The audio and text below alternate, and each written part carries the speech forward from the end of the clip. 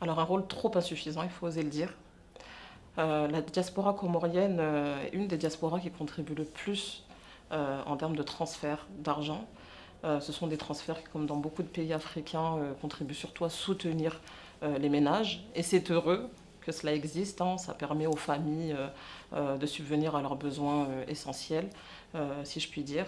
Mais actuellement, du point de vue de l'investissement, la diaspora comorienne n'est pas une diaspora qui investit.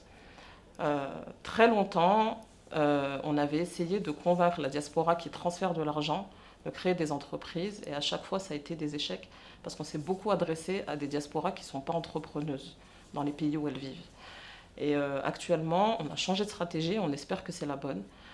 On cible parmi les Comoriens qui vivent à l'étranger, parmi les Comoriens de la diaspora qui entreprend.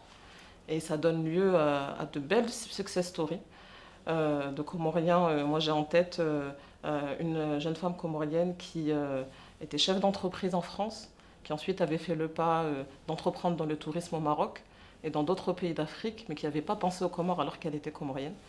Et aujourd'hui, avec ces actions qu'on fait pour rencontrer la diaspora comorienne, les convaincre que c'est le bon moment pour investir aux Comores.